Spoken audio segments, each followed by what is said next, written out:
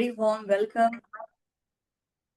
Um, so recording just started, so I'll start again.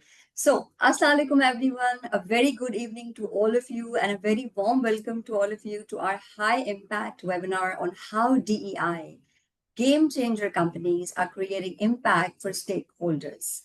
It's a very heavy, but a very beautiful and amazing topic as well. So we're looking forward to learn from all of you and each other as well.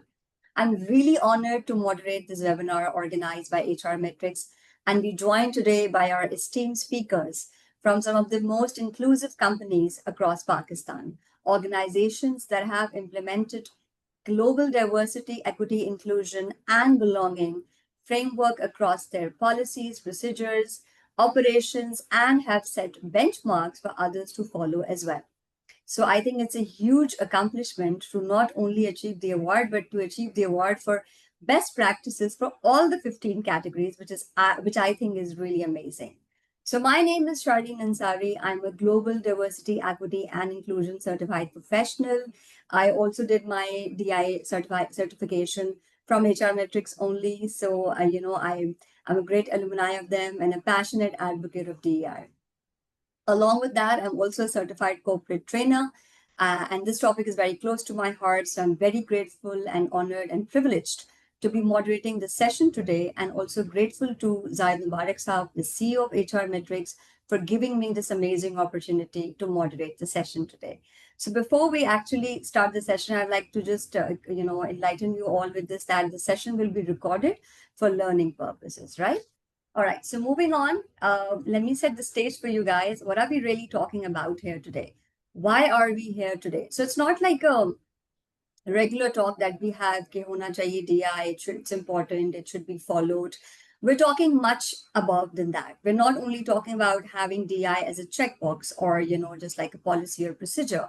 We're going to be talking about the impact it has, the companies which follow DI, the impact they have on all the stakeholders, which includes your customers, your employees, your vendors, your suppliers, everybody within the organization and the stakeholders you're working with. And if I talk about the impact, you can see the slide over there. If I just quickly give you the gist of the slide, the impact that we'll be covering is that, let's start with employees, let's say. So today, if the employees are not being retained or are not performing properly, if the productivity is low, is also because somewhere the DI is not being followed. So we talk about, let's say, how DI supports your organization and your stakeholders. To begin with, it strengthens your shareholder value. It markets reward company with investor confidence and long-term resilience. If you talk about return on equity and profitability, there you see a lot of improvement in profitability. Why? Because diverse teams solve problems much faster, much smarter than other, if you do it with a restricted set of people. And if we talk about cost optimization and efficiency gains, DI definitely drives a lot of cost efficiency through lower turnover, better collaboration, and reduced hiring cost. Because let's see, if you're not able to retain people, then obviously there's a whole hiring cost attached to it as well. So that's how DI helps. Other than that, if you talk about employee engagement, if the employee doesn't feel valued, respected, included, which is the main root of DI, then eventually there's going to be impact on productivity. There'll be impact on your, overall, goals of the organizations. And if the goals of the organizations are not met, eventually your profitability will also be impacted negatively. So if you look at it overall, DI starts from your, employees till the end of your profitability. It is all connected to each other. So if you miss out one impact in between, the entire organization suffers from that. And not only the organization, like I mentioned, today we'll be talking way beyond organization because we're talking about all the stakeholders. And we'll be focusing on, we have these companies with us, the esteemed speakers from these companies who have earned the GDIB awards and who are following all the best practices for 15 categories. And so from them, we're going to learn how to, benefit from DI for our stakeholders as well. So with that, I think, the impacts will be covered as we move further. And so there's a thing that you should be asking me, why these companies only? Like I mentioned, and who are these companies? So these companies are Agro Fertilizers Limited, HBL, Jazz, Polymer and Chemicals Limited. Why are they being focused here is because they haven't just been talking about DEI. They haven't just been saying that we follow DEI. Rather, they have embedded DEI within their policies, their procedures, their operations, and their growth and profitability definitely reflects that, right? And I think it's a huge honor because I was there when the awards were announced and we saw the enthusiasm and their whole focus on DEI even when they walked on the stage. Why? Because their focus is not just on, like I said, policies and procedures. Rather, they are walk the talk. They have set a benchmark, you know, and they have actually rooted DEI within the roots of the entire organization, which is also benefiting their other stakeholders as well. And if you look at it from the other angle, these companies are those companies which have actually taken the GDIB framework and turned it into a measurable impact, inspiring other organizations to follow it as well. So I think with that, let's give them a huge round of applause. And we can do it like this with each other because I know you guys are all on mute. With that, let's move forward to our next slide, which talks about key takeaways. Now, the audience that we have here today is from various walks of life, from various organizations. And what are we going to learn today here from the speakers and from the whole discussion that we're going to have here? You can see the key takeaways over here. And like I mentioned, these most inclusive organizations that I just mentioned, there were 5, we have 4 here today, will be sharing real life and real world examples with us as to how DEI has actually been a game changer and how has it impacted, how have they created the impact on the profitability, their brand and their culture. And we'll also learn from them their, practices, their best practices that they have been following, which has been obviously, which is going to be helpful in driving your market share in your savings and regulatory alignment. And also you'll get to network with these leaders over through the session, inshallah, right? So I'm really excited for this, by the way. And so before I actually move on to introduce my speakers, I'd like to just, although the housekeeping will be, the housekeeping slide is right there and we're all pretty much aware of how these online sessions are conducted. However, still, I want to just highlight this, that each speaker will be having around 10 to 15 minutes to share their learnings and everything. And right after each speaker, you can all write your questions in the chat box. And I will be addressing the questions to the relevant speaker right after the session is done, before I move to the next speaker. So for each speaker, you can ask questions right after the session. And even if you, let's say, write it later, we can maybe share your questions with the relevant speaker for your answers as well. So I think, Ikra, what do you say? We should begin the show now with the speakers. We Yes, have Ati Rathore, right? Yes. All right. All right, great. So with that, I'm very, very pleased and very honored to be introducing our amazing, esteemed panel of speakers who will be, like I said, sharing their journey, and they will be talking about how DEI has actually created impact on their stakeholders and how have they driven this entire culture. How did they get this award? I'm really keen to learn that today, and I'm sure so are you.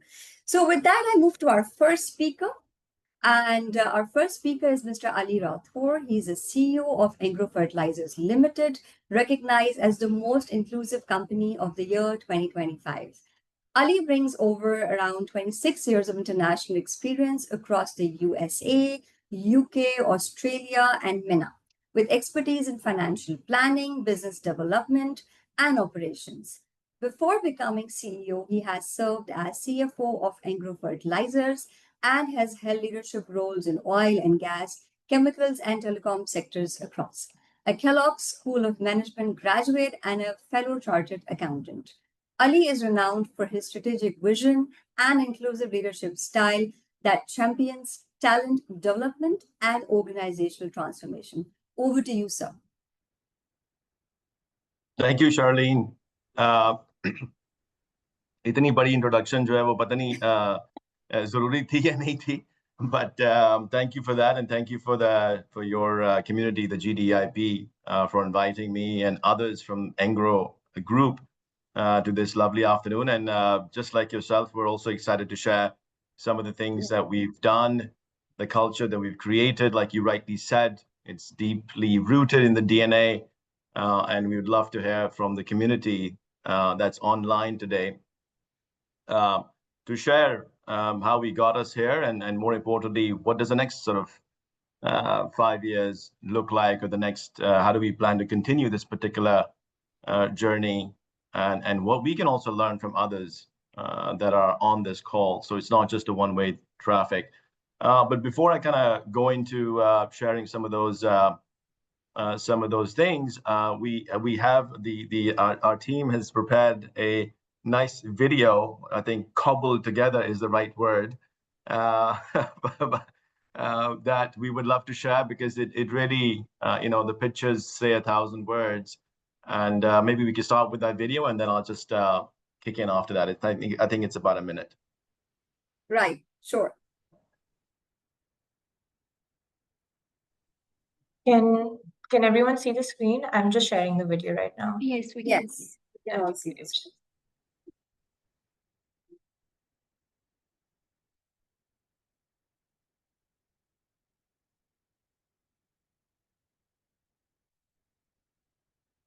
Lisa, you'll have to share the music.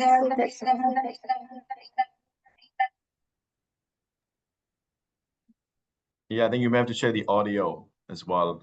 Yeah. Okay, so the audio, it says it's on here. Screen, you will have to share the voice settings as well. Okay, so far it's saying that it's all full. Ikra, I've shared the video with you. If you can just play it. I think that's gonna work. Yeah. Yeah. Because maybe I don't have rights to all of these features. Sure. Ikra, I think if she's shared with you, maybe you could share the video. Yes, I'm sure.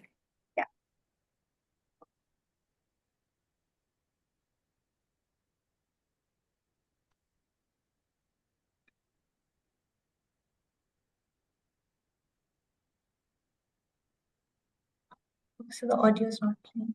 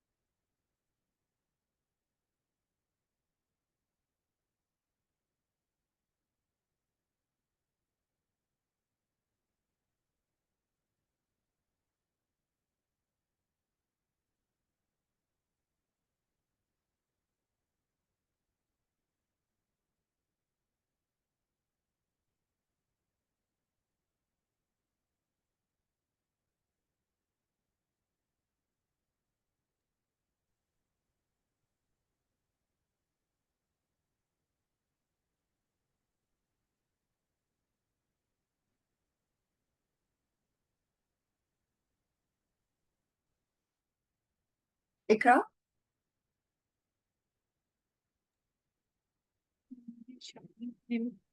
I'm trying, but it's not working.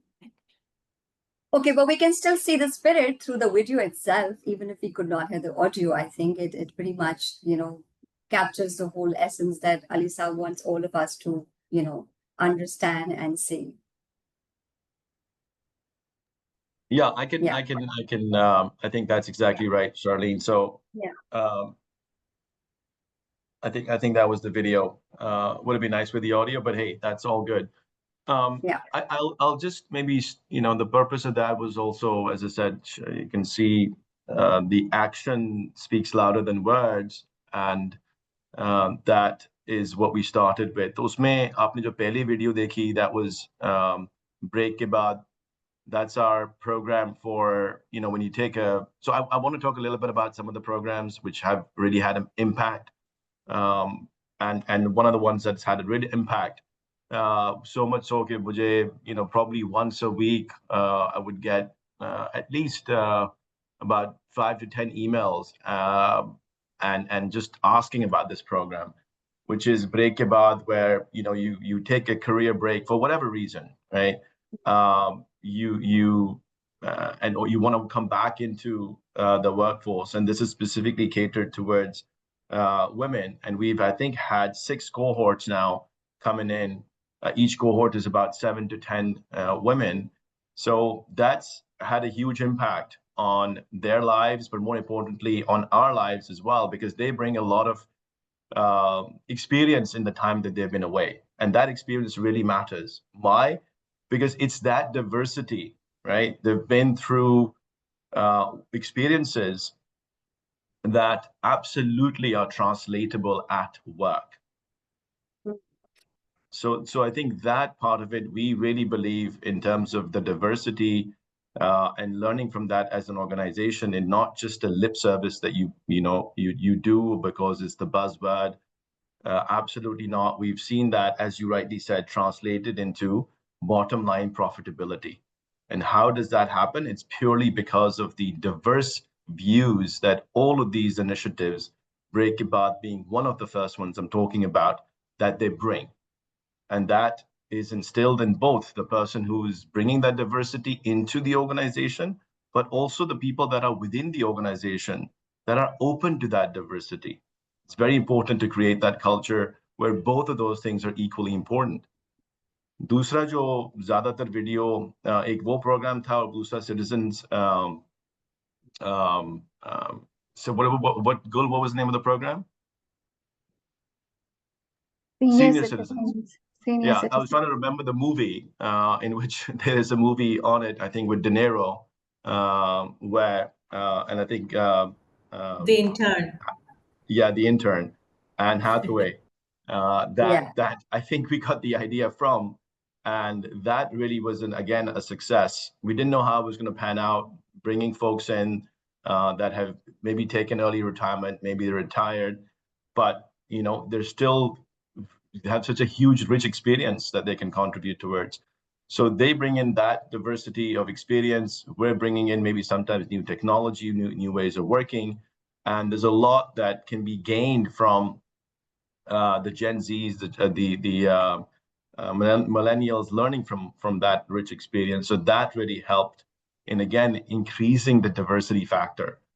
And then the video that was there was primarily showing the 400 Buland program, basically, which had an impact of training 1,500 plus women farmers, primarily in the Jung area. वो भी एक pilot program था कि जाके आप इतना बड़ा agricultural sector है, उसके अंदर you're making an impact through being a fertilizer company, advising on how to improve yields for primarily the small farmers.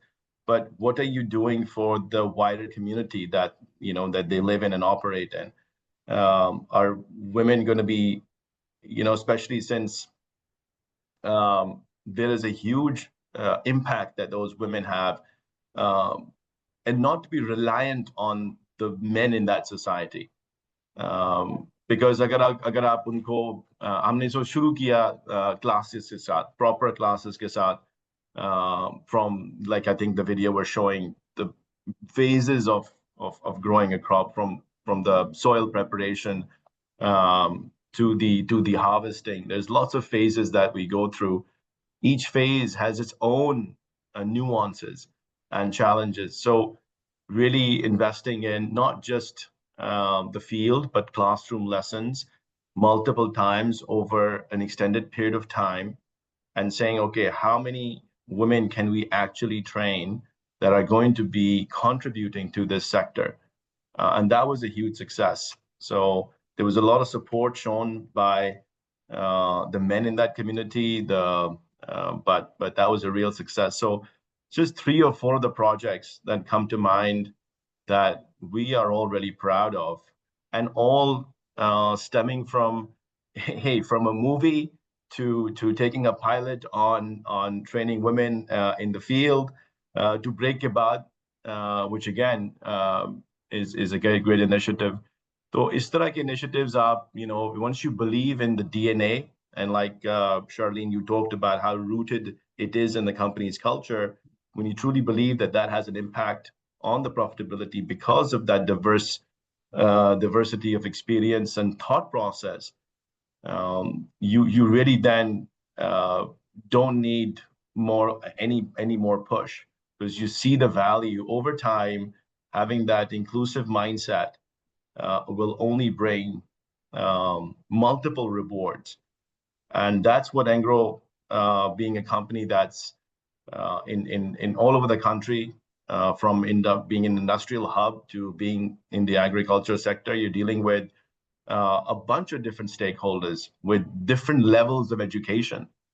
So you really have to have an inclusive slate in how you operate and turn up every day. So that's been our experience in terms of some of those programs.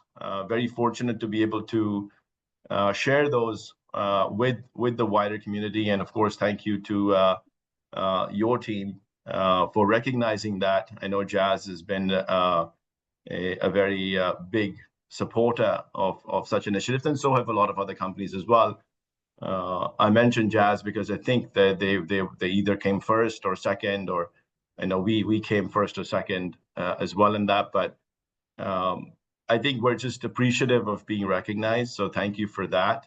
And we're really proud of the work that's been done by all the folks within Engro and the culture and the DNA that we've created, that will serve us well along this journey of inclusivity, and we're all very proud of. So that's what I wanted to say. I know there's some time for Q&A, so we can take that now. I'm happy to share what we are planning in the future around transgender colleagues and our education of how to have a more inclusive environment with them in the workforce.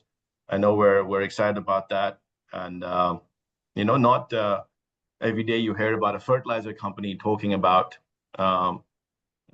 transgender and how to make your company that much more inclusive.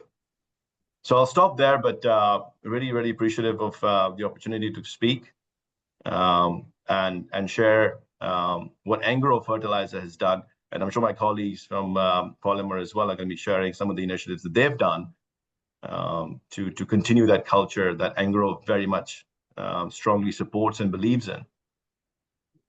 So, taking the opportunity, Ali, thank you so much for the powerful conversations. Zaid Mubarak here. Sorry I missed the earlier part of your conversation because I was speaking another PICG Stock Exchange webinar. We acknowledge the efforts of the Engro, being a very, I would say, a proud MNC from Pakistan, a very successful role modeling on a very consistent basis. And I can see this evolution of the Engro Fertilizer and the other subsidiaries, the way it is evolving. Thank you so much. So, Charlene, we are good to go with the questions. Please go ahead. Thank you. Yes. I just want to make one comment before we move to the questions. I love the first slide that said from the classroom to the boardroom. That one slide, Ali Saab said everything. So I'm sure that, the way you talked about it, I mean, it's very inspiring. And, I saw how everybody won the award and how you guys are doing. So it's great. And it's a pleasure to really listen to you. Thank you so much. So with that, let's move to our question. And the chat box is ready, waiting for your questions. And yes, there is a question. So the question is by Yusra Ali. How did you manage the perception and communication gap between senior citizens and millennials/Gen Z employees? I think that's a very interesting one, Yusra. So yeah, over to you, Ali. That's a good one, because the senior citizens also did not want to be treated any differently, right? They've come in, they have that experience, and they wanted to learn. And the perception with some of the younger folks may have been that, oh, these are very experienced people, they think differently, they may not be open to us teaching them or telling them about or showing them or sharing with them some of the ways of working that may have changed. So I think that we had conversations with both of them, with the senior citizens on, and to be honest, there was a robust program. We had a bunch of interviews, and out of which we took, I think, 3 to 4 people initially, and their take was that we're here to learn. We want to understand what's been happening in the workplace. It's not about the money. It's about really getting to learn from everybody that's using AI. And we want to know what companies are doing in that space. So they were very open. And we shared that mentality with the folks that were the millennials, the Gen Zs, to hey, that it's these folks that have come in are actually really wanting to learn. So feel like you can share anything with them. It's a very open culture. Don't feel that age has to have a bias. You are maybe 30 years younger than them, but so what? Share with them what you know about the business, what you know about the industry, what your ideas are, and learn from theirs, from that experience. So I think it's really getting them on the same page. And as I said, this was a pilot. We weren't sure of how this was all going to work. We were actually quite apprehensive because we felt that maybe we are bringing senior people in that are going to be not that comfortable with kind of doing work that may require sort of more basic level R&D and understanding a new business.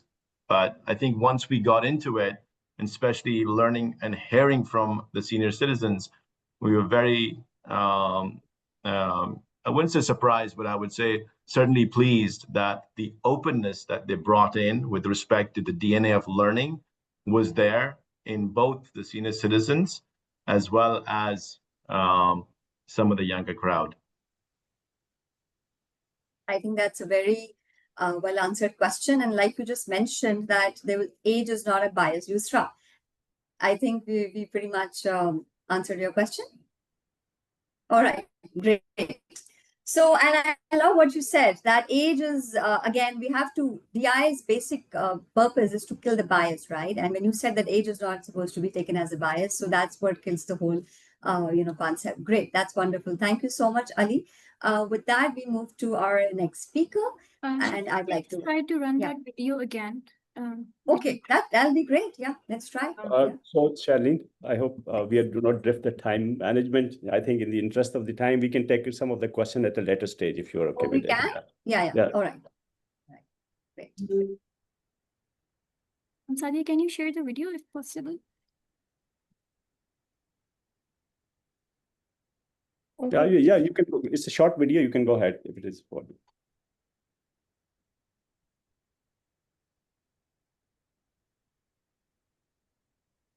Sharing. Go ahead. Okay, just wait, sir. I'm sharing.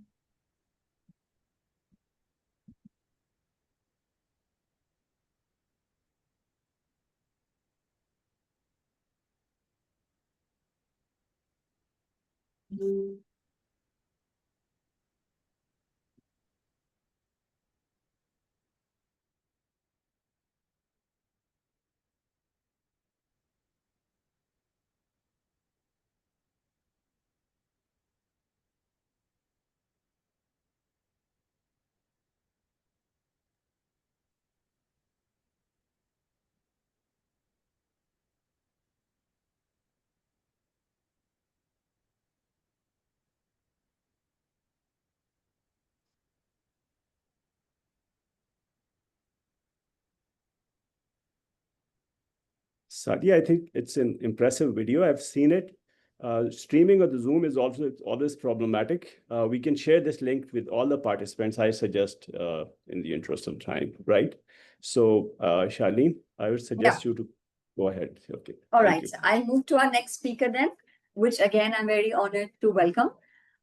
So I welcome Mr. Jamal Nasir, CHRO HBL, HR leader with 30 plus years experience in top financial institutions. Jamal shapes people's strategies that boost culture and performance. President of PSHRM, he has led HR functions at UBL, Standard Chartered, ABN AMRO, and Exxon Agro, and is also a thought leader on the future of work. Over to you, Jamal Saab. Thank you. And Assalamu alaikum, everyone. Zaid, firstly, thank you very much for the invite. A pleasure to be here. Ali, if you're still there, thanks for that. Thanks for the, that talk. And when I was in the hierarchy, the first female engineer was there. She was an inspection. And the second one was in my team, and she was an electrical engineer. So yeah, it's been a long journey for Engro as well, and I remain proud of that also. But again, thank you. What I'll do is I just want to talk and share a little bit about what we are doing at HBL. As we celebrate Pakistan's 78th birthday tomorrow.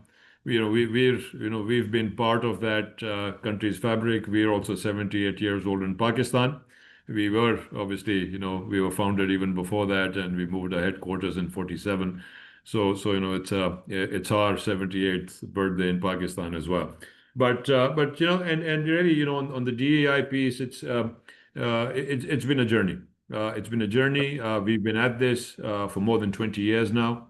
Not something that we started just a few years back, but we've been steadfast at it, and I think it's really a lot. The ethos comes from our shareholder and the Aga Khan Fund for Economic Development. When the government privatized the bank in 2004, and the Aga Khan Fund for Economic Development bought it. Since then, we've been on this journey.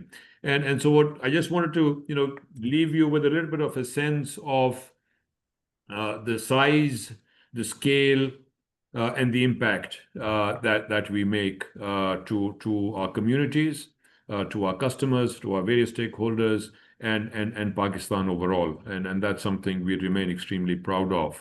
So some of the numbers I'm going to share with you are just what we do in a year, what we've done some in 2024, and so just so that you get that context. I'm going to endeavor and try to also play a little bit of a video, which just gives you a little bit of a sense, and then I'll just touch upon a few of the points. So Ikra, if I can request you to try and run the video.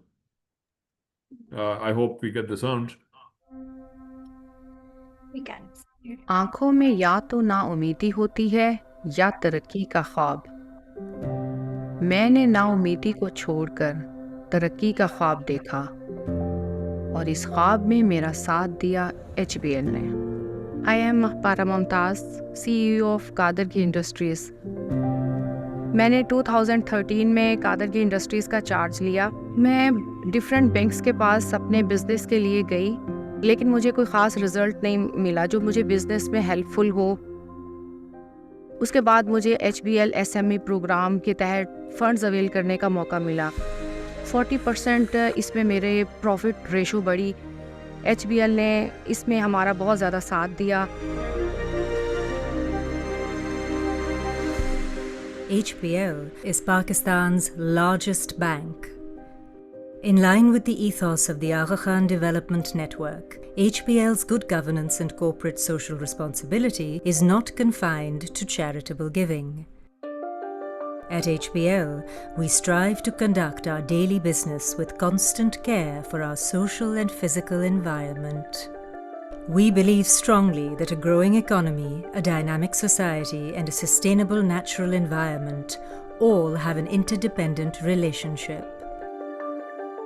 Over the years, HBL has played a significant role in enriching the lives of its customers and clients. HBL is steadily working to promote sustainable economic growth in Pakistan and ensure that financial services are accessible to all. HBL's digital transformation journey has revolutionized the way the bank connects with clients, enabling us to reach the most underserved households. HBL Connect is our primary vehicle to reach the country's unbanked and underbanked segments. Through HBL Connect and its 46,000 agents, we serve more than 9.5 million customers across the country for all their banking needs. Connect provides cash management and collection services to microfinance banks for loan repayments. It also provides smart disbursement solutions to minimize the dependency of businesses on cash. HBL Connect facilitates some of Pakistan's largest social support programs with the Government of Pakistan and various UN agencies.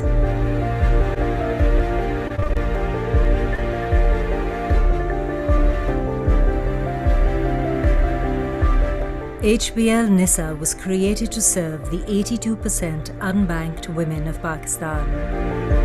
HBL NISA has now also reached over 1 million women customers in branch banking.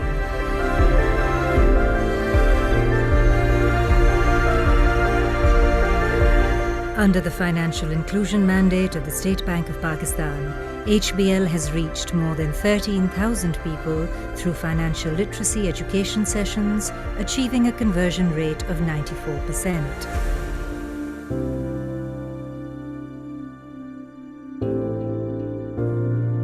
HBL's environmental and social governance is driven by a cross-functional sustainability forum.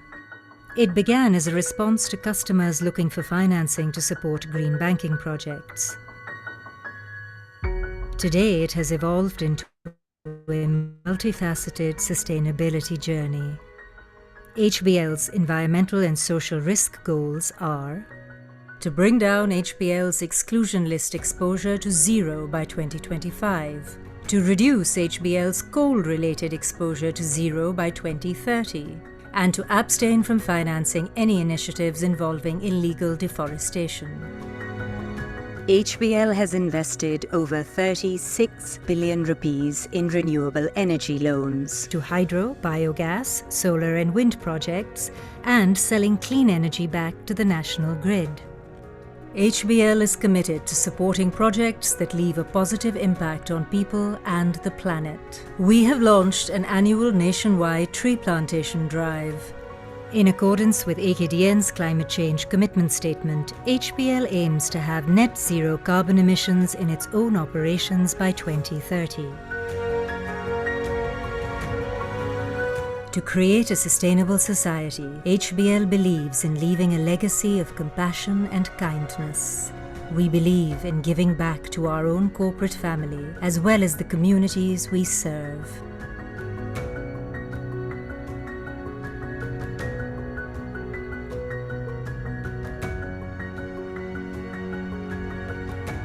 Through HBL Foundation, the bank has served over 9 million people by providing more than 4 billion rupees to healthcare, education and social development initiatives across the country.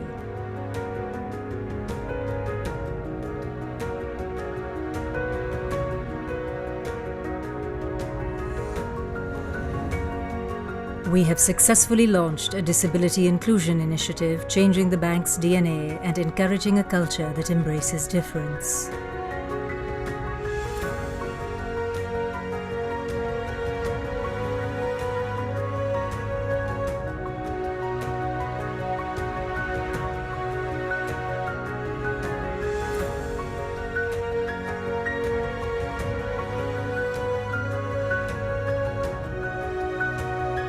In 2022, HBL reached a women employee ratio of 22%.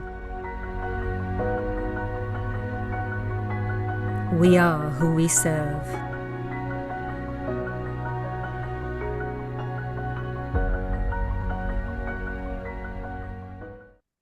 Thank you, Ikra. Does restore faith in technology. You got the sound. Thank you. But look, I just want to talk about just a few things. Firstly, we as an employer, 20,000 strong. We employ more than 4,500 women, and this is around 22%. When we started this journey, 2004, we were under 3%. And so we've reached, we continue to reach milestones, but that journey is never going to end. There's no end to this journey. That's something we continue to push and drive. We have challenges. When you look at our extended leadership team, only 10% are ladies, which is not good enough. But that said, over the last, if I look at the cohorts for our management trainee programs that we've taken for the last 4 or 5 years, more than 60% are ladies, and that's by design. And we keep pushing that because that's our talent and our leadership for tomorrow, and that's something we continue to build and drive. The other pieces are in terms of the constant and continuous learning we provide our staff around DEI. So just in 2024, 14,000 of our staff went through various learnings. The other thing that we're extremely proud of is more than 6,500 of our employees know basic sign language. And that's to really help and support the differently able people we bring in. That's to support the internship programs that we have, the after college, after school programs we have for people with disabilities, and our focus really is to help develop their capabilities and skills wherever they work. We want to help the various institutions out there in developing their skills so that their employability improves. Yes, some we keep ourselves, but the others, we're extremely happy and we support them in getting jobs in other organizations and institutions as well. On the wellness piece, we have a huge focus and effort over the last 4 or 5 years in terms of counseling, in terms of wellness programs, in terms of telemedicine, because you have to understand, the nature of HBL. We present across Pakistan. We have branches in any city you can think of, most towns that you can talk about. We are there and present. So our employees are all across Pakistan, and so whatever initiatives we take and the programs we drive, it's very important that as part of our inclusion, that the programs support all our employees all across Pakistan. As far as clients are concerned, again, huge amount of focus around ladies, around women customers. Already more than 1 million customers are ladies in our branch banking. Then the government, the BISP payments we make pretty much on a quarterly basis, more than 3.5 million ladies from the lower strata of society. That's something we support, and we've been doing that for a number of years with the government ever since the BISP was initiated. SME agriculture. We're breaking new boundaries. We have a number of now agri-finance officers who go into the farms, give loans to farmers. We have more than just in 2024, we gave loans to more than 300 women farmers as well. So there's a lot of that focus that we have. We've set up a new subsidiary called HBL Zarai. We're doing a lot of work around agriculture, and again, focus there also is around gender and our females. On the community side, we continue to donate heavily. Just last year in 2024, we donated more than 900 million rupees. And so 1.5% of our profit after tax every year goes into our foundation, and we donate from there.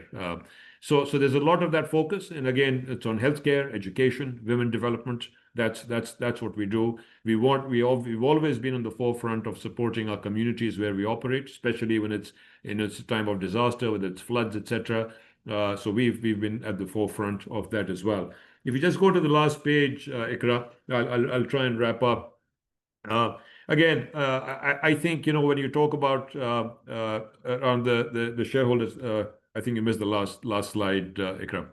Again, if you talk about shareholders, the return for the shareholders, I think there's a lot of the accounts that we have, the deposits that we get, our average deposits in the women accounts are at least 50% more than the average deposits in the women's accounts in other banks, for example. And that's really because of our push and drive and the kind of products, very focused products that we have for our women customers.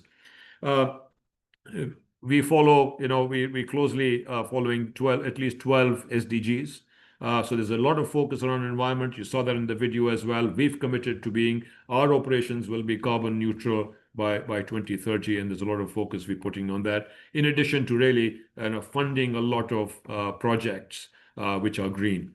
In terms of partners, obviously, we're working very closely with IFC, with BII, with Visa International and the Asian Development Bank around D&I. So a lot of that work that we do, a lot of expertise we get from them, and we have frameworks that we've developed in collaboration with them as well. And obviously, as far as regulators go, we're fully compliant with state bank regulations. We share what we do with the central bank as well. At times they want to come and learn from us as well. So we're at the cutting edge of that one as well. So there's a lot of that work that we continue to do. I know Zaid is probably getting a little nervous with the time, but really, I just wanted to leave you with a little bit of sense around the scale and size of what we do, and because that's the impact that we create for Pakistan. Thank you. Happy to answer any questions. Yeah, thank you so much, Jamal Saab. Thank you for your valuable perspectives, and surely you've clearly, through the presentation, we've seen how impactful is your organization towards your stakeholders by having DEI as a game changer. Thank you. So we move to our questions, and any questions, please write in the chat box so that we could address it to Jamal Saab. Okay, Jamal Saab, we don't have any questions as yet for you particularly. So we move further to... Khalid, if you may allow. Jamal, I think it's a great opportunity since HPL is a very leading organization. Just another conversation, we were discussing the impact of the D&I. So last time I remember in your conversation, you were able to share with us certain figures at the branch level, for example, in terms of the diversity. Do you see some correlation between the D&I in terms of the headcount and the organization profitability, cost management, overall innovation, or any other tangible aspects? Any insight on that? Yeah, couple of things. Thanks for asking the question.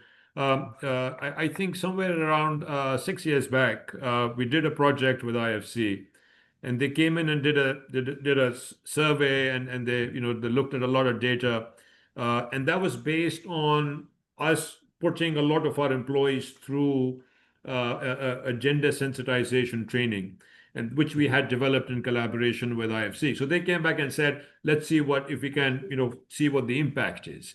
So they came back the following year, and they found a direct correlation with employees who had been through this training, and the accounts that they were able to open for female customers, the deposits that they were in the customers compared to branches which had the employees of which had not gone through this training, and also in terms of the engagement within those branches that had gone up.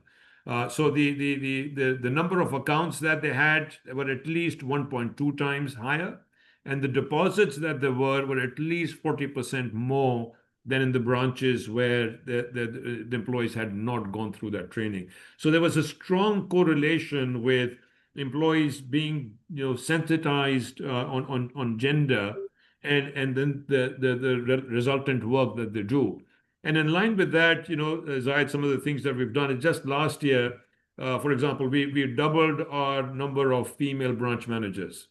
We went from around 75 to around 150, and we committed to doubling it again by next year. So we're taking it to around 300, because we've seen that correlation. We've recently, end of last year, we promoted a number of our senior relationship managers, female relationship managers, into branch managers, and they're right now one of the top branch managers in the country.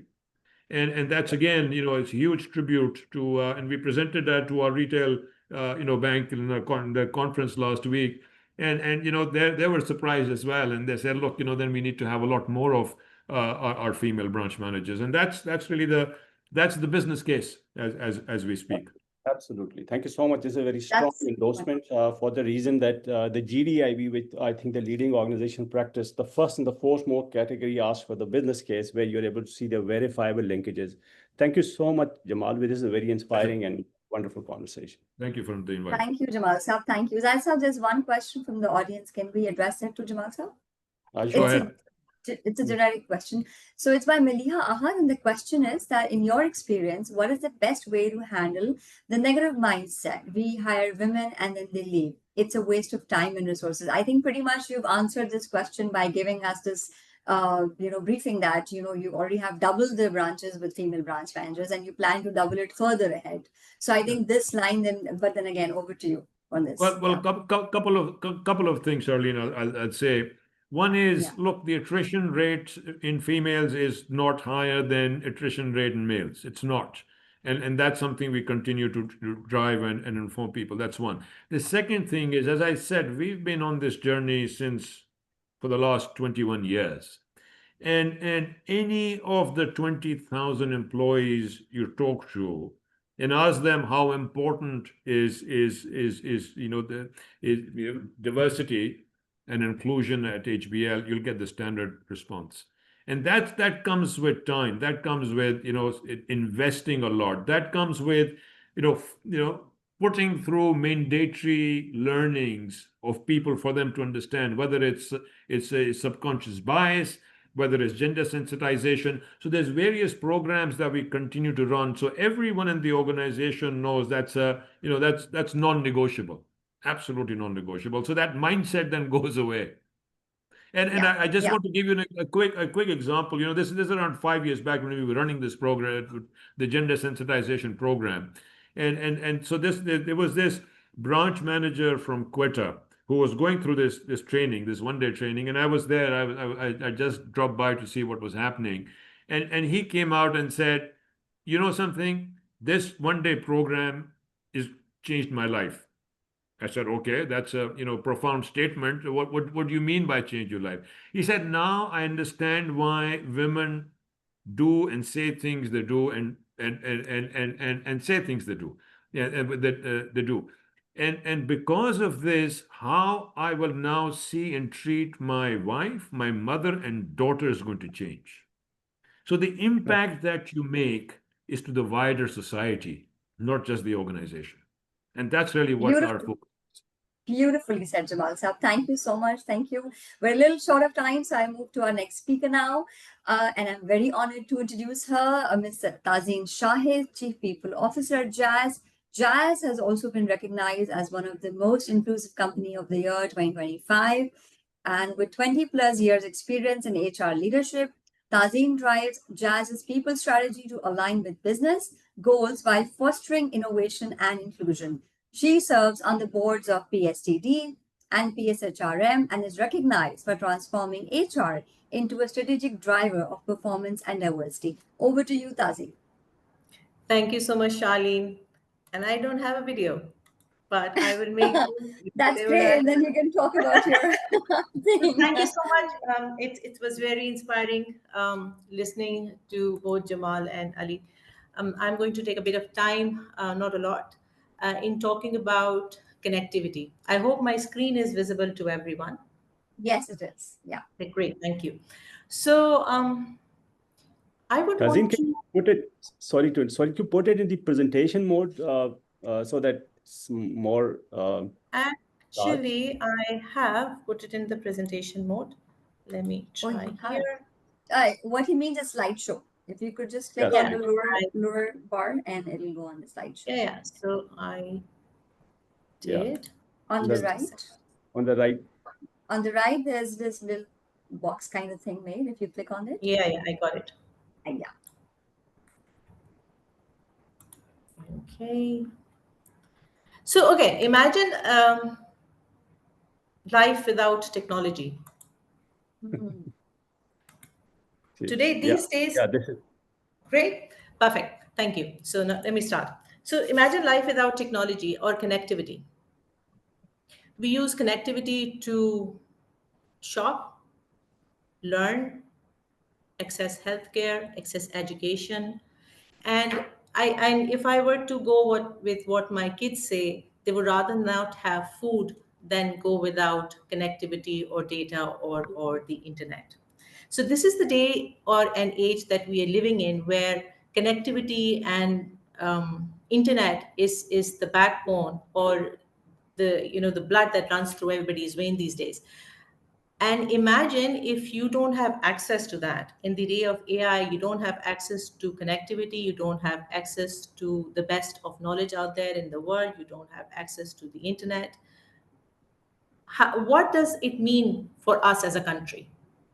So, and unfortunately, in Pakistan, not everybody has that access.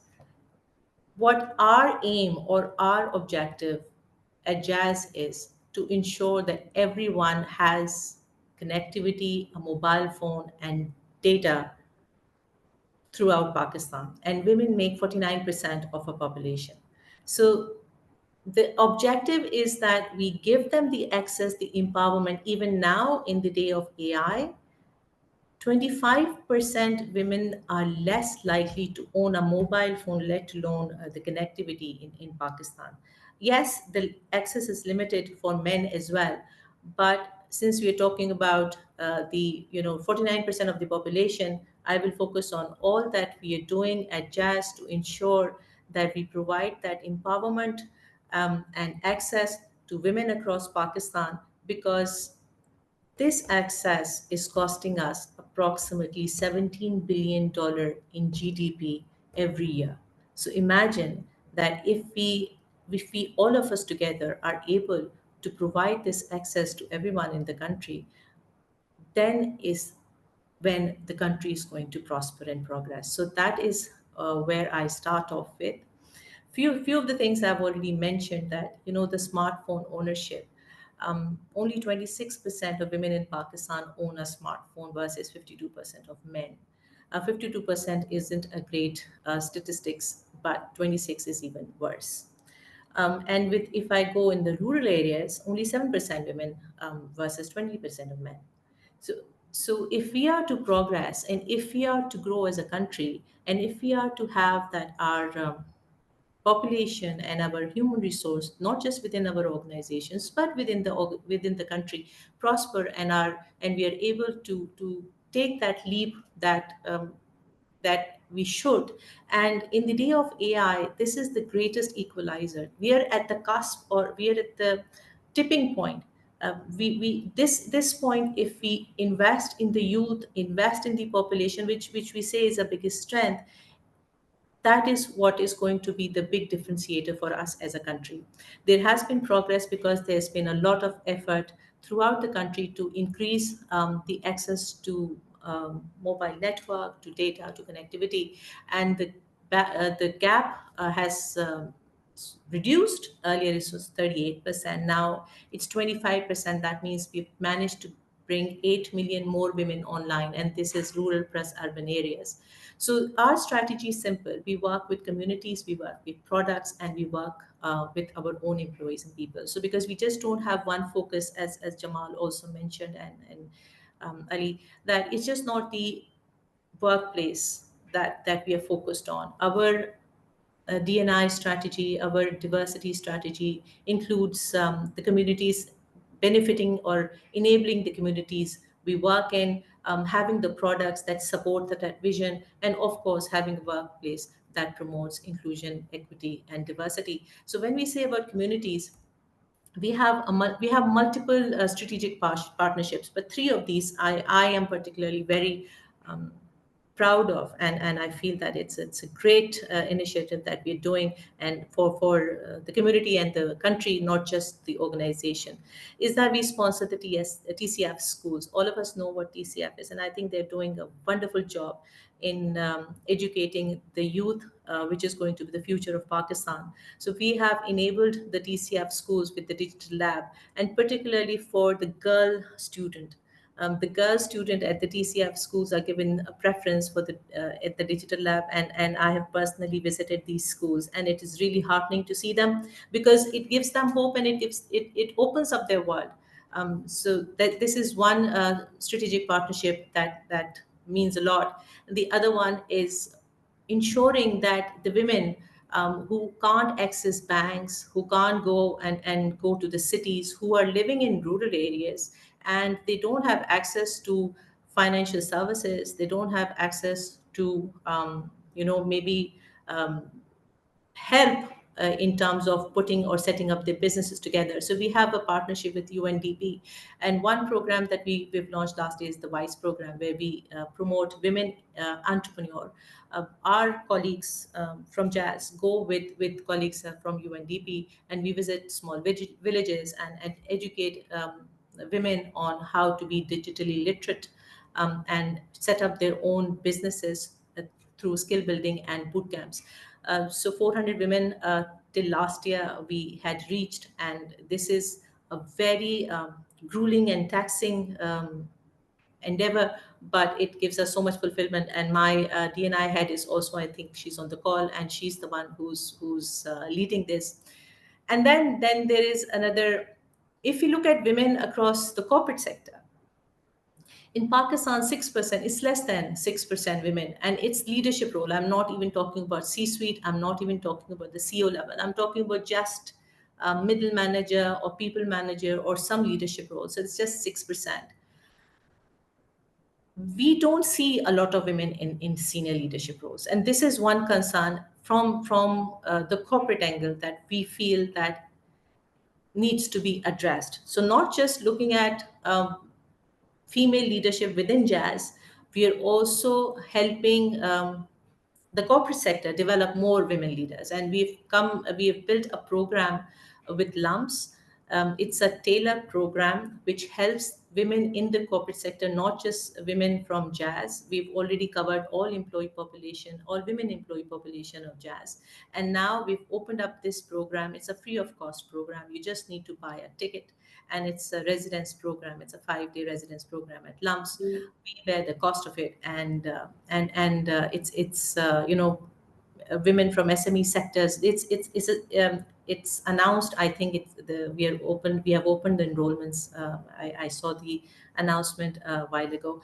So we encourage women from SME sector to apply through this program, because in this way they will be able to go to LUMS and kind of learn how to be a leader, because of our culture, or how we the girls are in school, or our whole socioeconomic setting. It's difficult for women to be heard. They need guidance as to how to propel their career forward. So this program helps them do that, and also it also gives them some role models, because all of us need role models to aspire for.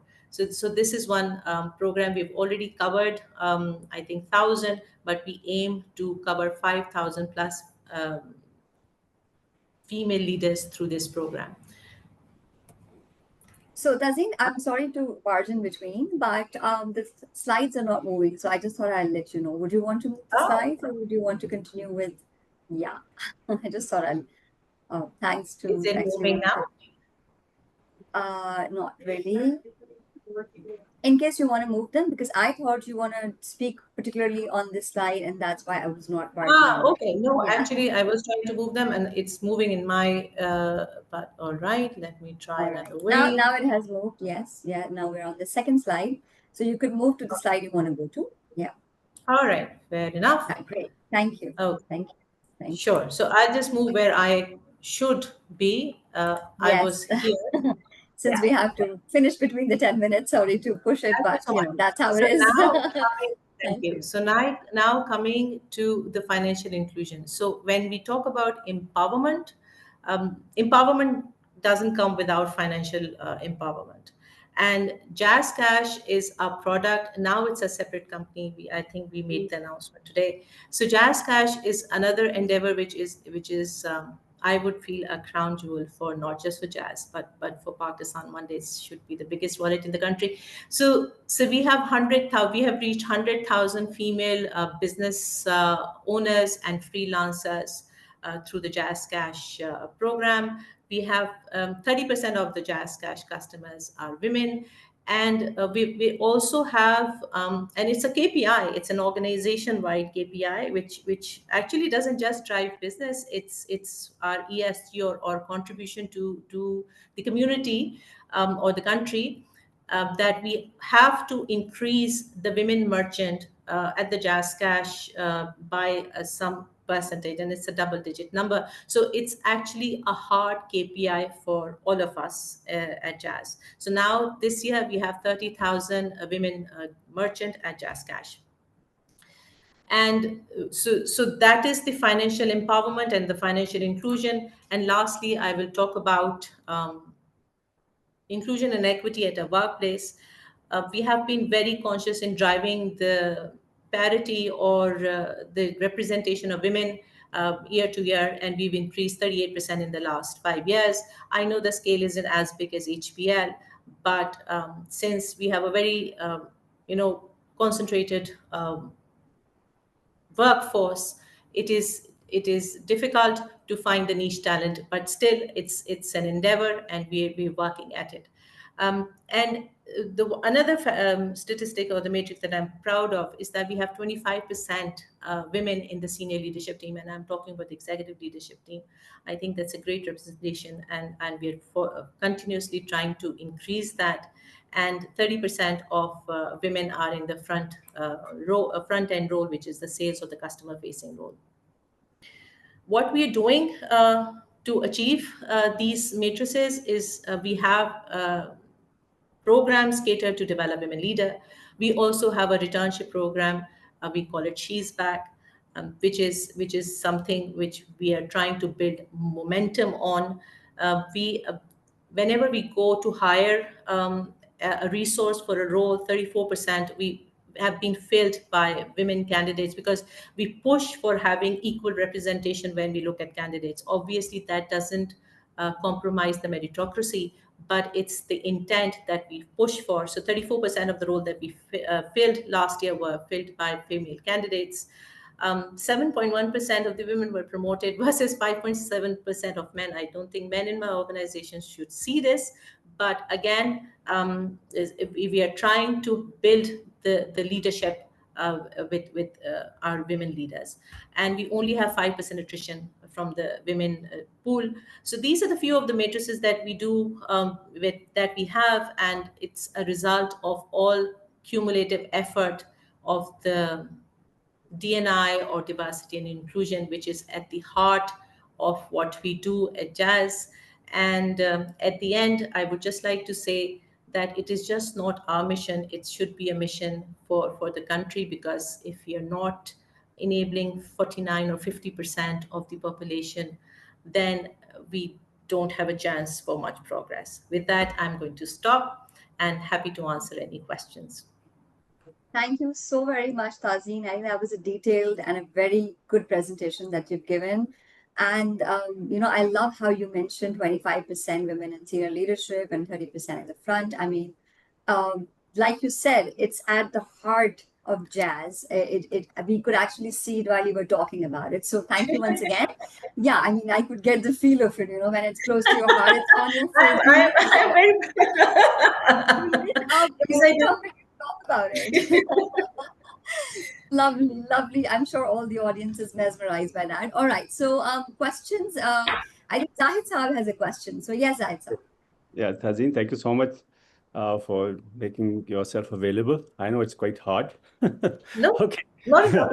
So in terms of, the structure of the D&I, since Jazz is one of the most inclusive organizations, and it's a very solid example for the industry, not only for the telecom, but the digital industry and overall at the country level.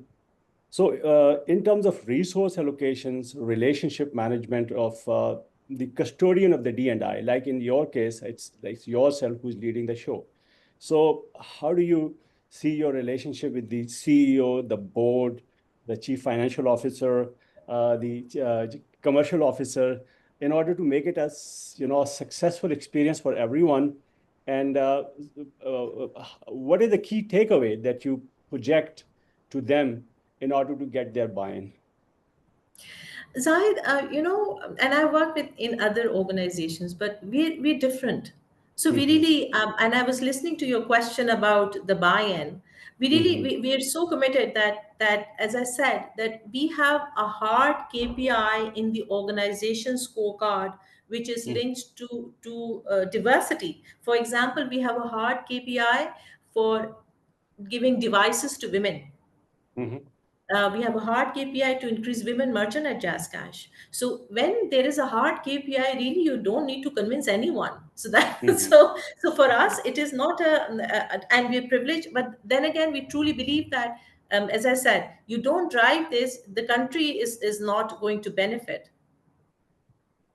Absolutely. At the end of the day, it's all overall economic game. Everybody, every stakeholder in this value chain gets benefited. Wonderful. Yes. Thank you.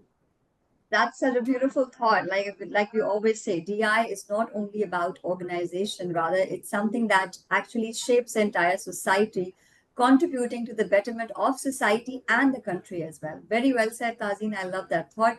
On that thought, let's move to our two more speakers. But hey, we're very short on time, so I'm going to be a little strict here. 10 minutes for each speaker.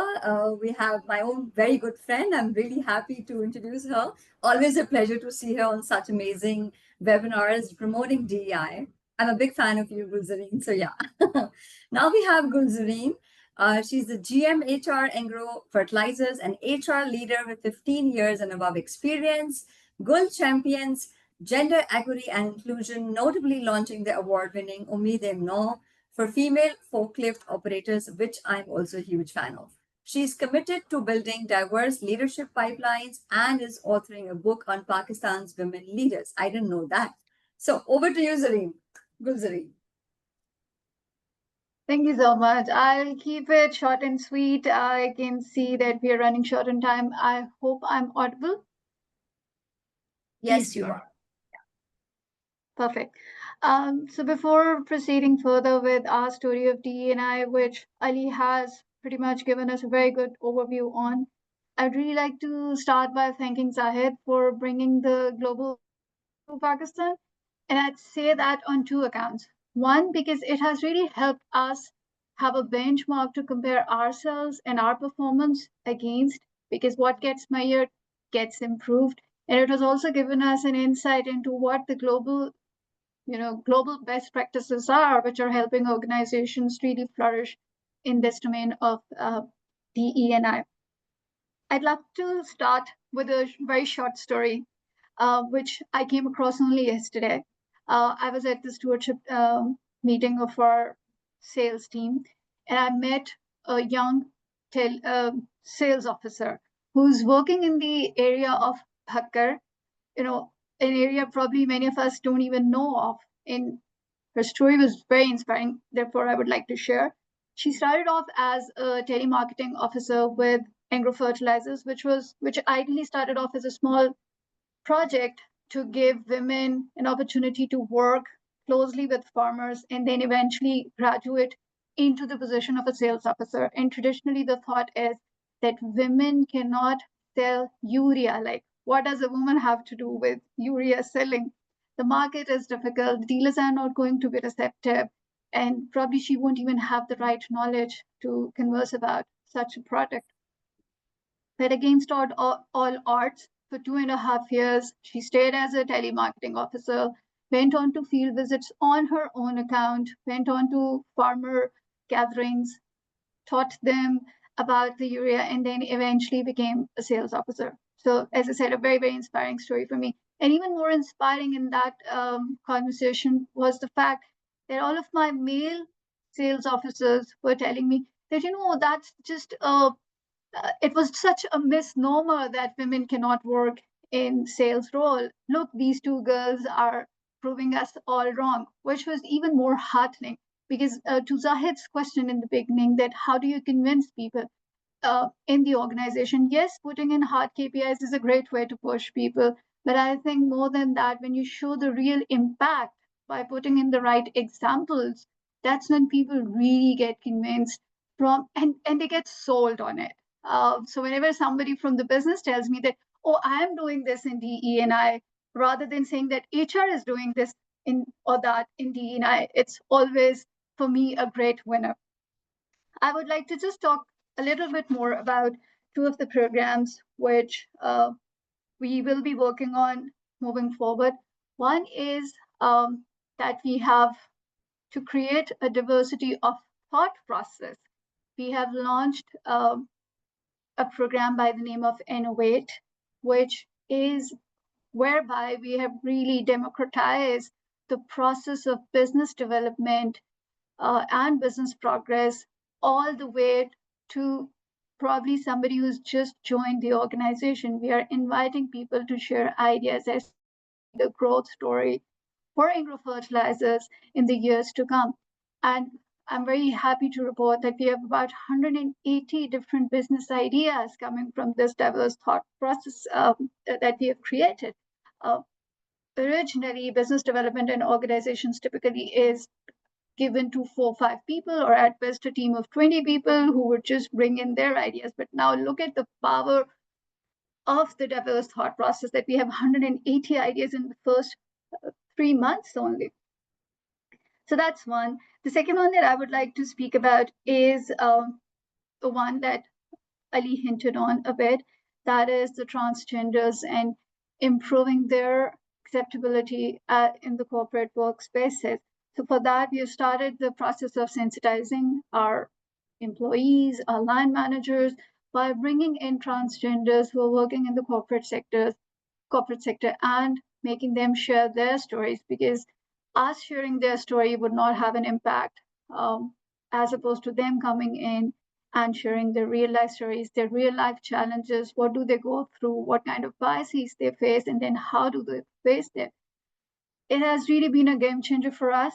Now our employees are coming to us and asking us that, you created such a good momentum by bringing in them and sharing their stories. When are we going to have our own set of colleagues who belong to this community? So that's, again, it's a great heartening moment for us as HR, that we are not pushing the agenda. In fact, there's a pool being created within the organization. So on this, I'd like to thank Alize, who's with us on this call as well. She's the one who is supporting us on this journey. She's the one who had put the video together. Unfortunately, we couldn't listen to the voice. And also, I saw a great opportunity for us to probably collaborate with Jamal. And Jamal, I'll connect with you a little later, because we have an application by the name of Pagai, whereby we are taking financing and buying the urea on a digital app. And if we can collaborate by bringing in women on that portal using HPL's muscle, it would be, I think, a great win-win for us as industry, and you being, a big player in the banking sector. So thank you so much, Zahid, for creating this platform where we can have these synergies as well and share our learnings and our stories in an open and safe environment. Thank you so much for creating this. It's very important, and thank you so much for being part of this process, because this is not just one-off event. The companies at the forefront, all these companies which have been considered with part of the conversation, we did it with a lot of deliberation. They are the real role models in terms of setting the trend within Pakistan. And this is what exactly we were discussing in a PSX and the PICG conference, the impact, return on the investment, how you can create value for the stakeholders. Thank you so much for pronouncing and highlighting all these important aspects in a very practical way. And the good part, thank you, Gulzareen, I've seen your own career progression, your own journey. You always carry the daydream of D&I along with yourself wherever you go. And I must compliment your efforts. Thank you. Yeah. Rightly said by Zaid Saab. I definitely second that. Thank you so much, Gulzareen. You're always inspirational for all of us. Now let's move forward to our last speaker of the webinar today. And she is also one of the inspirations that we all have, Ms. Banish Amin Kajani, Head of HR and Corporate Communications at Agro Polymer and Chemicals Limited. She's also working at one of the organizations, which is a top 5 inclusive company in 2025. With 14 plus years experience across HR and sales, Banish has led impactful programs in DI leadership, development, and employer branding at Ingro, BAT, Shell, Mondelez, and ICI as well. She is a strong advocate for women in leadership and an active mentor through AKDN initiatives. Thank you so much, Banish, for joining us. Over to you now. Thank you very much, Shireen. Pleasure to be here. I hope I'm audible. Yes, you are. Lovely. And can you also see my screen? Yes, we can see your screen. Perfect. Great. Yeah. So everybody, thank you very much, and a pleasure to have joined this call and to listen to such great initiatives being taken. I'll take the opportunity to share a bit about what we're doing at Engro Polymer, and without further ado, I'll get right into it. So today I wanted to take the opportunity to talk about something slightly different. On many platforms, we have spoken extensively about our different DE&I initiatives. And I thought this was time to maybe take a step back to connect this to the roots of what drives DE&I in a company like Engro, and specifically Engro Polymer. We have a competency framework which has been around for many years. And I'm just going to share it very quickly. There are four main parts to the competency framework: acts with ownership, puts people first, collaborates openly, and encourages innovation and change. This typically is the framework through which we do business and develop our people. However, the heart of this framework is actually much, much bigger and deeper. It is about developing the character of the people who come work with us each day. And over here, I think I'll just share I'll share very openly. I was sitting with my HR team and they asked me, BK, would you hire for skill or attitude? And it got me thinking, because the answer would always be skill earlier on. But I think attitude today has become a lot more important. The kind of people you hire make the culture of the organization. And hence, character is something that has really come to the forefront of how we do things and what we do at our workplace. In terms of character, there are five main areas that we touch upon or that we feel form the bedrock of what a character is defined as. The first one being truth. How is truth important? Obviously, when it comes to what you do, just putting it down in a policy or a statement is not enough. You want to make sure you have proof of concept, and seeing is believing. So what we did was, the first step is we looked at how we are doing. We did a self-assessment at Engro Polymer.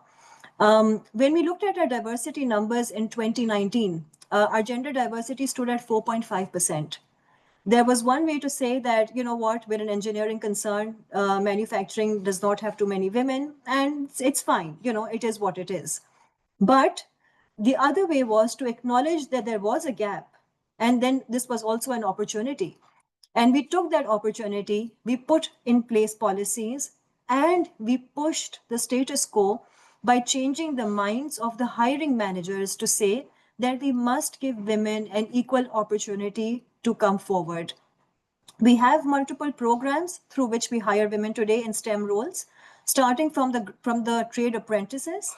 These are people who come in with a diploma, and honestly, a lot of them come in with such basic knowledge of how to even operate outside their homes. A lot of them study at their homes and just go to give exams in universities and colleges just to get a diploma. So when they come to the workplace, it's a very different world for them. And we make sure that we are able to handhold, able to make them feel comfortable.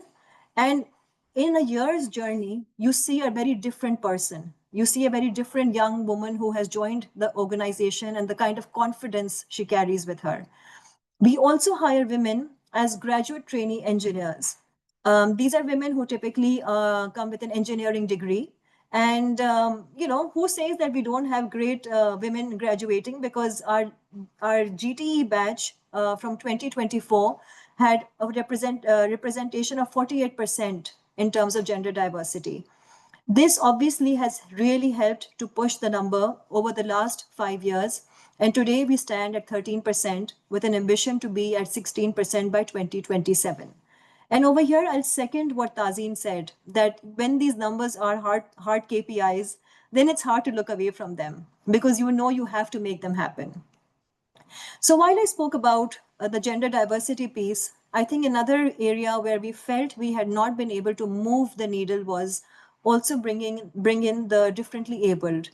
And that's where we partnered with Now PDP to bring in our Khudi associates. This is a platform by which we give those individuals an opportunity who come in a softer landing as trainees and are given a hypercare period of 1 year. We try our best to offer them permanent roles after, but my philosophy on this is very clear. I think the idea is to bring someone in to make them sufficient to be able to segue back into the workplace, be it with us, be it with another organization. And not every organization has the muscle to train for a year. So I think in one way you are able to create that kind of bandwidth with people who can then go and join different companies. With that, I come to the second principle, which is trust, where we talk about being honest and upfront and acknowledging where we're not so great. How do you build trust is through your actions. We do have a speak up platform where you can go and register anything that you feel is not working right in the organization. But at EPCL, we also have an anti harassment committee where any female or any member, in fact, is free to come up and register and get advice if they feel unsafe or unsecure about anything at the workplace. This is a more personalized platform with leaders from Angropolymer because obviously the connect is more stronger, it's more emotional, and there is a lot more trust in terms of sharing openly of what they are feeling unsure about. Along with that, because 80% of our population is at the plant site, we also have a very big number of third-party individuals who work at the plant. And when we bring in women, the first thing you want to do is you want to create an environment that is conducive to having those women work with you. And that obviously meant 100% of the population had to be trained on unconscious biases, and to a point where we really had to drill down what are appropriate and inappropriate behaviors at the workplace. Sometimes I do feel it's us really taking the extra step by maybe spelling it out too much. But I think better to be safe than sorry. So it is probably better to share than to tomorrow say, oh, I wish I had shared. And even though the third party employees are not part of our direct scope, 50% of them have already been trained on unconscious bias, and other 50% are in progress as we speak. Lastly, we always say that women are women's biggest advocates. And while having male advocates is, of course, great, it is still important to have women take care of other women as well. It's a lot easier to go up to a senior or even a female colleague and talk about how the morning was not so great at home today and the children were crying while you were stepping out versus going to a male colleague because they might not be able to fully relate. And that's where we bring in our mentorship program of Breaking the Glass Ceiling, where we took a group of 20 women through a designated program to develop them into mentors through a third-party trainer. And now, through Train the Trainer model, we've made them mentors for other young women in the organization. I now move on to a slightly more emotional space and something that's very close to our hearts. When I talked about truth and trust, I think you also have to approach your business with a lot of humility. And humility plays a very important part because while it is easy to talk about big numbers and big achievements, how do you also remain humble in those times? That is what really truly reflects your character. And I think our humility comes when we extend ourselves beyond our company, when we go towards our community. Our plant operates at Port Qasim and the nearby communities, which is Gagar Patak. We actually have partnered with TCF, where we've opened up 2 schools, and there are 2 more underway as we speak. Along with that, we also have a program whereby we upskill plumbers, carpenters, and fabricators. Because yes, it's easy to sell PVC or our product, but you also want to make sure that people who are using your product are able to benefit with you as well. And hence, different programs are in place to be able to ensure that while we create wealth and for our people and our shareholders, we also ensure that we take the community with us. Another part which is important is also talking about how do we specifically empower the women entrepreneurs in our country. We have a nice outlet called Think PVC on Khayabane Bukhari. I'm sure you must have seen it. It's a 3-story building, and the whole premise of that outlet is to be able to showcase our products. But we thought, if you have such a great outlet at one of the best areas in Karachi, why not use it for more? So once every 6 months, we actually put up a women's entrepreneur bazaar for 2 days. We invite entrepreneurs to come in. It's usually free of cost. We tell them to set up their stalls. And it's a bit of a launching pad, if I may say so, for women entrepreneurs who otherwise would not be able to get such an opportunity to display and to be able to get the reach that they want from customers. I now move on to the 4th pillar, which is integrity. And integrity is being able to always do the right thing. Now, all of us understand the difference between what is right and what is not right. However, when you are at the workplace, you are faced with multiple decisions each day, and sometimes it becomes hard to choose the right thing. In order to do what is required, you also have to give people the platform to feel hopeful. You have to be able to create that feeling that yes, I am taken care of, and I can build a sustainable lifestyle for myself instead of reaching out to different organizations or to different people for help. Umid-e-Nau is one of those programs that was mentioned earlier, so I think that makes my job a lot easier to talk about this. It is something that Gul started when she was at Anglo Polymer, and I think it's something that we carry forward with us as a legacy. It is our forklift program where we had 21 women who went through a training period and graduated. Never had they thought that they would be doing something like this, entering into a field that is predominantly has always seen men working in it.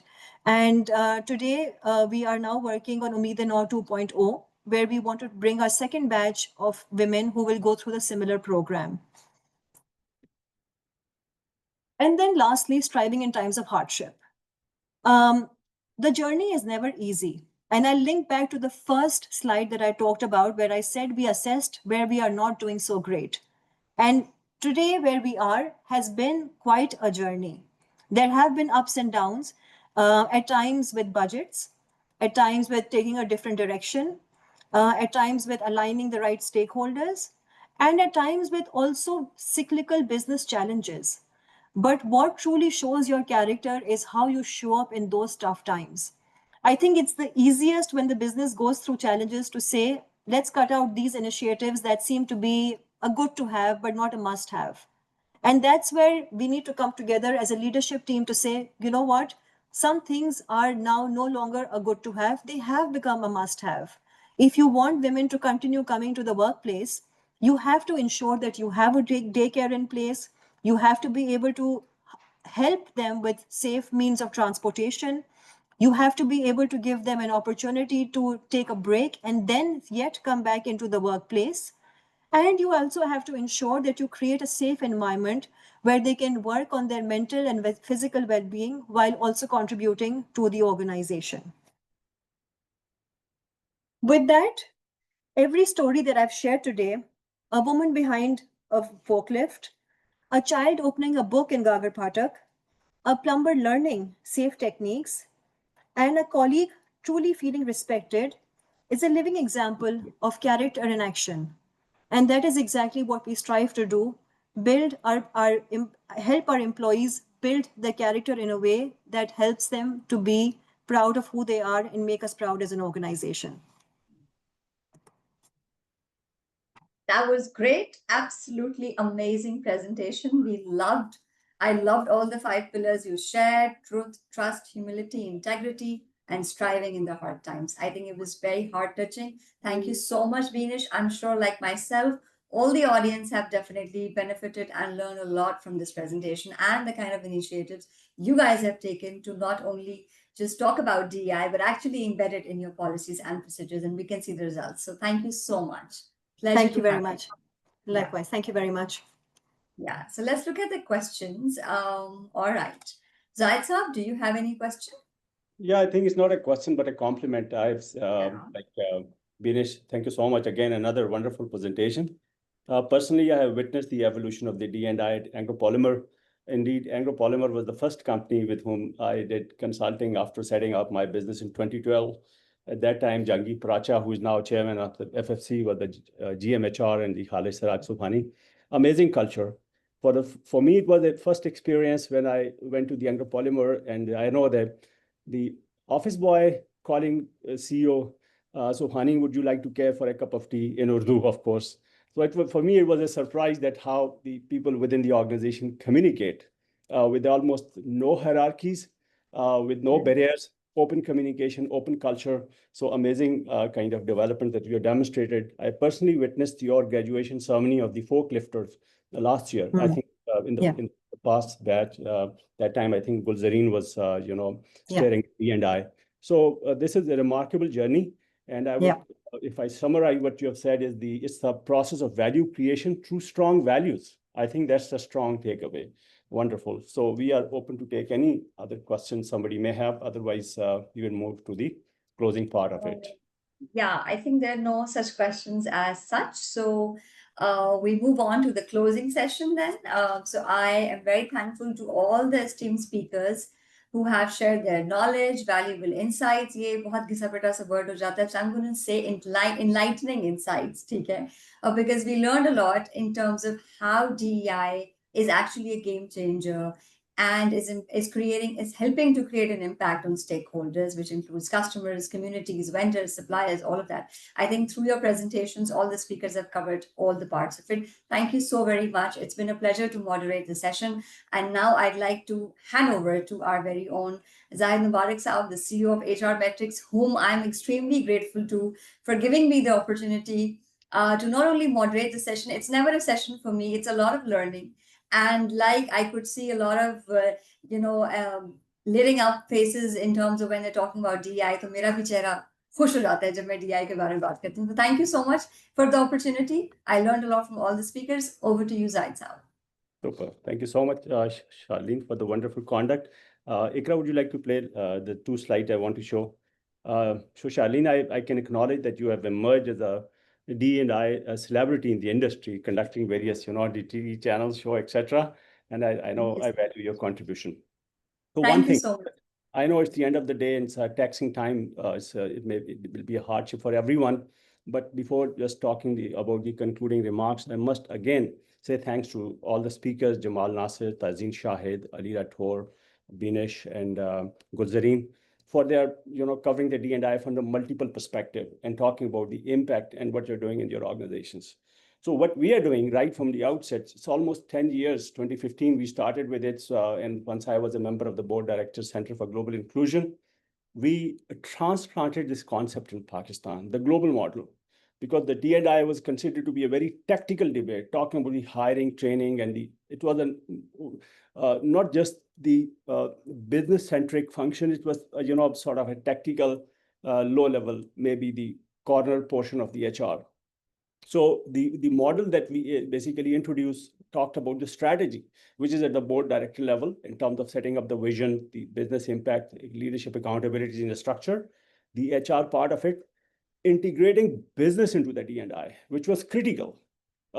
People take the thing seriously when the business is integrated into the conversation. So diverse products, the marketing, responsible sourcing, which is called the supply chain, and community relations. And at the end of the day, the hottest topic that everyone discusses now, we started 10 years ago, that was the sustainability.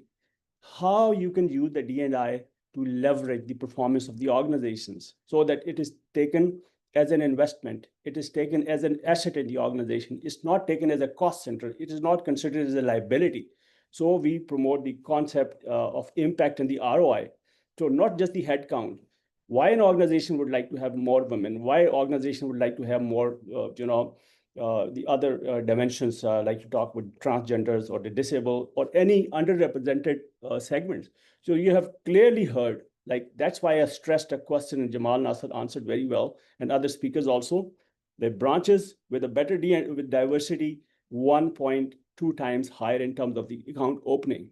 The branches with a higher diversity performing 40% better in terms of finances. So that's a clear business case. Why I'm asking that many organizations struggle. Many HR people, many diversity managers, once they want to do diversity, they're not greeted with the open arms. So in order to get the acceptance buy-in of the management, it's very important. The same message has been stressed by Thazeen, by Gulzareen, by the Binish and other speakers, that look at the impact and start with the first and the foremost thing, which is the bottom of this triangle, the vision. Setting up the business case, if you're able to do it correctly, your D&I is going to be successful. Can you go to the next slide? What we do in our effort is that organizations who do exemplary work, who are high on the maturity level, we create recognition framework, because one is the push by the regulators. You understand the regulatory compliance is important, but that's the bare minimum. That doesn't set the performance standards. So the organizations who do well, they need a pat. And in order to recognize their efforts, we make them go through the process of rigorous evaluation. Remember, our awards are different from the traditional awards. Like many organizations, they do the award, they call for the sponsorship, they just do the, evaluate themselves. We do not evaluate ourselves. We do it through the third party. We use a global standard. And most importantly, the organization have to provide not just the narrative, but the evidence. In that process, some of the organization get upset also with this, that we are doing so much and there's no award for this. Reason being that it has to be seen by the jury, and it has to be analyzed and assessed by a third party. And if they declare that organization doing well, the organization is presented with the award in a very, in a ceremonial way. So our awards process is on. Any organizations who is willing to learn more about the process, how it is implemented, we do not provide any, paid consulting. We do not provide any training to the organization or D&I. Yes, we do train the individuals, but since we manage the awards, we ensure the managing the conflict of interest. That means that no sponsorship, no consulting with a company that is going through the award process, but we do help in terms of their capacity building without any commercial interest. So if you want to know how the GDIB standard is structured, how you can implement in your organization, what are the successful organizations are doing, we are happy to facilitate you with the information. And we do not share the information of one organization with another, because this is the matter of trust. We mask the identity, but we do share the learning part of it in a way that protects the confidentiality also, but it's also a source of learning for others. So over here, I would stop. Once again, special appreciation for the speakers, and a special credit to Charlene and also my team members for the wonderful show. All the best. Have a very good evening. Bye-bye. Thank you. Thank you, everyone. Pakistan Zindabad. All right. Bye. Bye. Love is. Love.